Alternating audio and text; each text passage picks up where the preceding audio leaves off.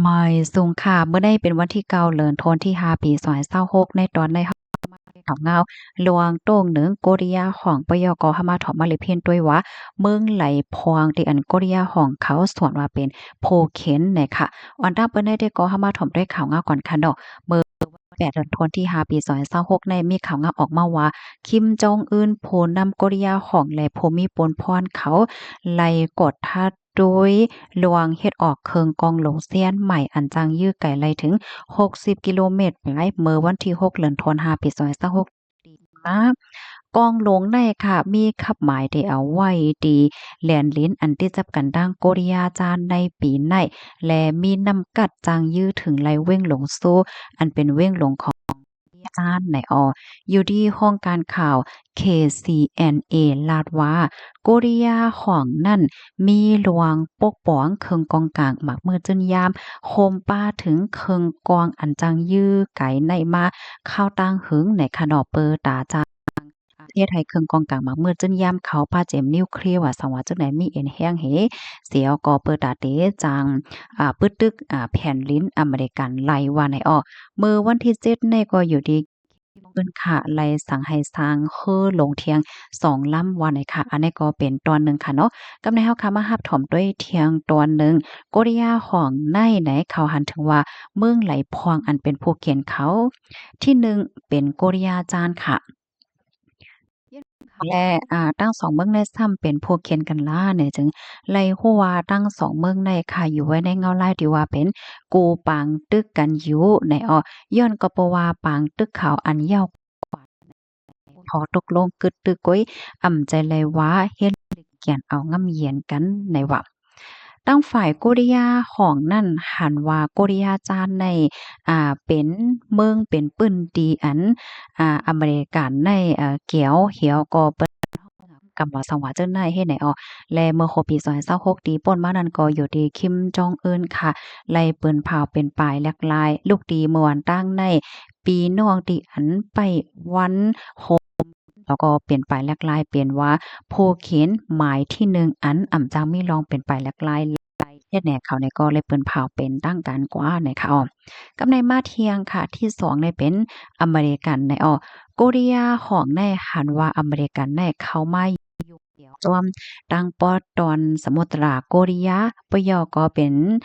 ก้นอันอยู่ฝ่ายหลังลวงคอมคาดต่อป้ายมักมีถึงตีเฮ็ดให้โกเรียของนั่นทบลงตั้งหยาบ มีระหว่าง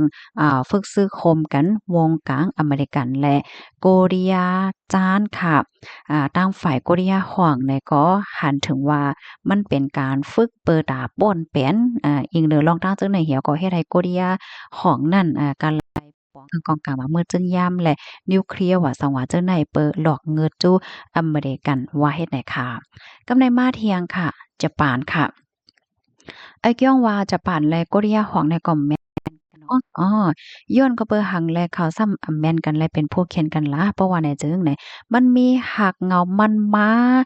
จะมือปื้นมึนซึนกว่านั้นยาวในค่ะว่านะมันก็ปอกได้แหน่จะป่านไหนเขาก็ยามเข้ามายึดโอ้เปิงพองงำได้มือพ่วงปีหนึ่งแห่งเก้าปาก10ดอกถึงหนึ่งแห่งเก้าปาก45ข้าวตั้ง35ปีเนี่ยเขาอันนี้ก็สร้างรวงเจ็บเสียบตอนตาโกริยาไว้เฮ็ดจังไหนค่ะใดก็ได้หันไล่ว่า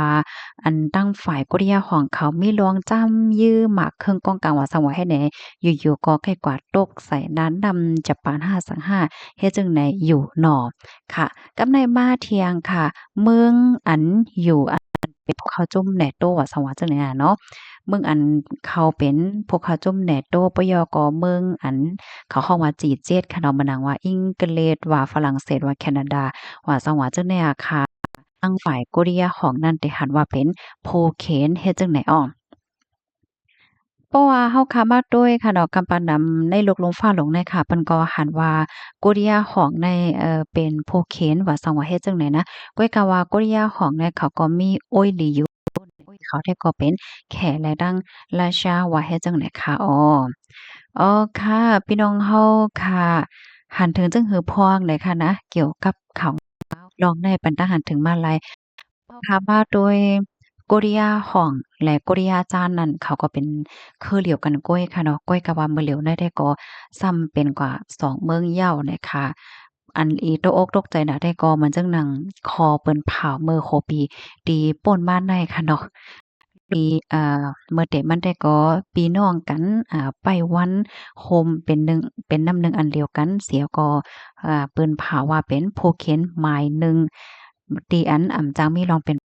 รายเฮ็ดในกว่าเย้าเนี่ยค่ะว่าแน่พี่น้องค่ะหันถึงจังหือเนี่ยค่ะเนาะก็ปันตาหันถึงมาลัยเนี่ยค่ะนะยินจมูกก็ที่รับถอมปันแห้งค่ะลูกดีข่าวเงาโหดในสีแลกำไดขาวเนี่ยก็ได้ขย้อนอ่อนเอาพี่น้องเฮาค่ะมาถ่วมด้วยเกี่ยวกับไปลองขันค่ำเที่ยงอีกหนึ่งเนี่ยค่ะ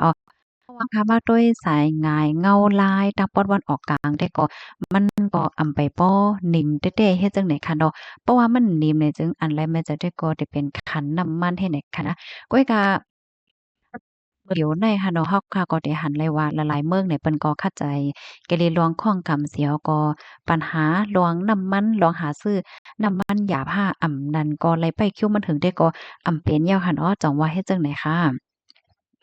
คันค่ำ อ้อมันก็ขึ้นๆโล่งๆค่ะเนาะพี่น้องค่ะค่ำแตงเพราะว่าเฮาค่ะมีเสียกว่าขาย1วาทในเด็กคันละอยู่71,000เฮง7ปากค่ะเพราะว่าก็ซื้อซ้ำแต่ละปันอยู่71,000เฮง9ปากนะคะค่ำหางเคิงเพราะว่าเฮาค่ะ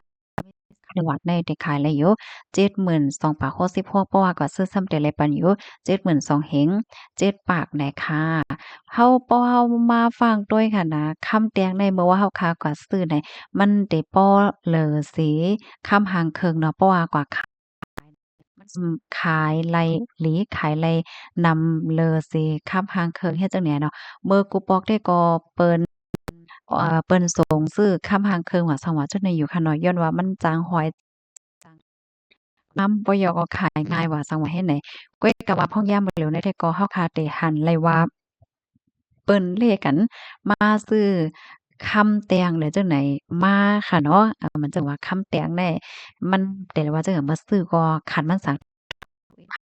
มันก็บ่ตกประโยคก็เก็บง่ายว่าจังหวะจังได๋เนี่ยค่ะเนาะพี่น้องคะรบกวนจังหือค่ะเพราะว่าเฮาค้ำมาลัดก็เลยลองค้ำแตงในเมืองเฮาเนี่ยต้องเปิ้นส่งกันค่ะปานทหารถึงมาเลยค่ะเนาะยินจมเมียนำค่ะเอาเหมยส่งค่ะ